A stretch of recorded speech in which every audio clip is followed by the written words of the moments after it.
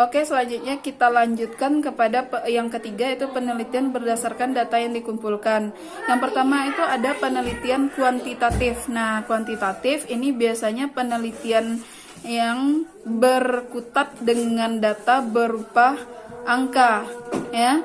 Jadi di sini penelitian ini hanya melihat data pada lapisan permukaan seperti jenis kelamin, tingkat pendidikan, jenis pekerjaan, dan data yang diperoleh kemudian dianalisis dengan statistik. Kakak sudah bilang tadi kan dengan angka. Misalnya perkembangan jumlah penduduk di desa A pada tahun 2020. Jadi tentunya tiap bulannya harus dihitung pertambahan jumlah penduduknya. Nah, itu yang dianalisis.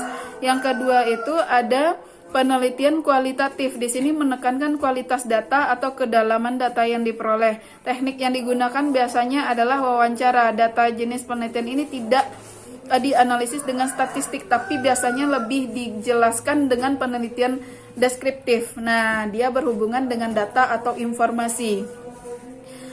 Jenis penelitian yang keempat itu penelitian berdasarkan tempat pelaksanaannya. Yang pertama ada labor. Nah, kalau labor pasti berkaitan dengan studi ilmiah ataupun yang berkaitan dengan kimia, berkaitan dengan biologi dan lain-lain. Berarti lebih kepada mungkin inovasi makanan, inovasi produk, inovasi lainnya, misalnya ada pencuci tangan yang baru segala macam, itu tentunya butuh uji labor. Biasanya penelitian labor ini dilakukan oleh sebuah tim yang anggotanya benar-benar harus disiplin. Kalau anggotanya tidak disiplin, kemungkinan penelitiannya itu tidak akan berhasil.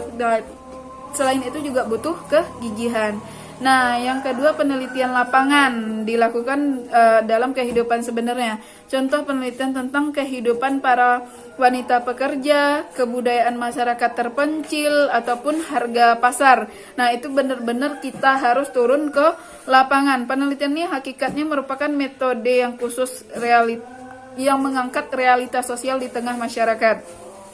Yang ketiga, ada penelitian keperpustakaan bertujuan mengumpulkan data dan informasi dengan bantuan berbagai materi yang terdapat di perpustakaan. Contohnya, kita memanfaatkan buku, jurnal, majalah, naskah, catatan, kisah sejarah, dan dokumen lainnya. Pokoknya semuanya berkaitan dengan buku, majalah, koran, dan data berupa data tertulis. Nah, sekian tentang jenis penelitian. Kita lanjutkan tentang rancangan penelitian sosial.